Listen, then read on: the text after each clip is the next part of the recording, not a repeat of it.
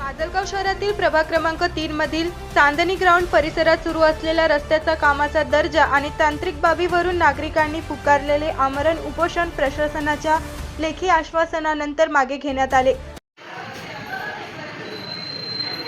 आज आपण ग्रामीण रुग्णालय माजलगाव या ठिकाणी आलेले आहोत आणि आपण काही प्रतिक्रिया घेणार आहोत। 14 ऑगस्ट रोजी हमीद भाई हे आंदोलनाला बसले होते उपविभागीय अधिकारी कार्यालयासमोर आणि आपण त्यांच्याशी थोडीशी चर्चा करणार आहोत। आणि बोला नाव। हमीद भाई शेख। तर आपण रात्री जे तुम्हाला लेखी आश्वासन कसं मिळालं?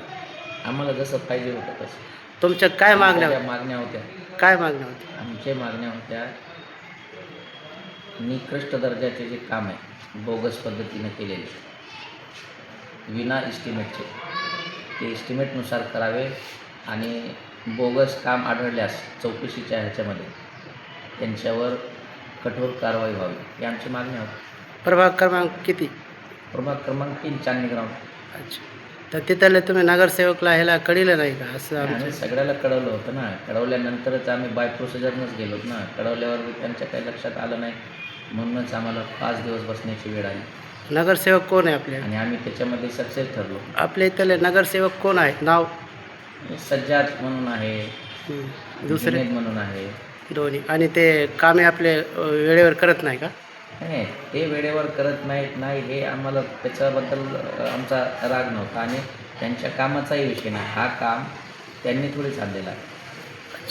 फक्त आपल्याला रोडाची मुरुम ते डांबरीकरण चांगले आम्हाला कुणाशी देणं घेणं नव्हतं। आम्हाला फक्त आमच्या घरासमोरचा रस्ता हा उत्कृष्ट दर्जाचा आणि इस्टिमेटनुसार व्हावा, फक्त एवढीच मागणी होती आमची। आणि एवढीच मागणी आहे आणि एवढंच मागण्यावर आम्हाला पत्रही भेटले। 10 दिवसाचा वेळ दिला। तुम्ही किती दिवस उपोषण केले? आम्ही 5 दिवस। आता तुमची तब्येत कशी आहे? सध्या ठीक आहे। काल 4 वाजता वैद्यकीय कर्मचारी आले त्यावेळेस माझी शुगर 43 निघाली होती। अच्छा, त्याच्यानंतर तब्येत माझी थोडीशी खराब झाल्यानं पुन्हा त्यावेळेस पत्र वगैरे आम्हाला द्यायला विभागीय अधिकारीच्या आदेशानुसार त्यांचे खालचे भोमले सर आहे त्यांनी आम्हाला पत्र दिलं।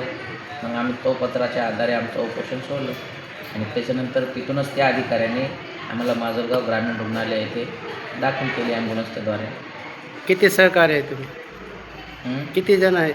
आम्ही 4 जण आहे। अच्छा, आमच्या चौघाचाही पूर्ण या उपोषणाला सिंहाचा वाटा आहे।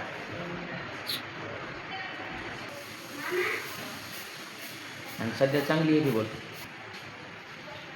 काल तुम्ही उपोषणाला बसलात, तुमची तब्येत खालावली म्हणून सर्व प्रसारण न्यूज चॅनलवर आलं होतं। आता तुमची तब्येत कशी आहे? आता आमची तब्येत सध्या बरी आहे। डॉक्टरांनी सांगितलं की आता सध्या स्टेबल आहे तब्येत।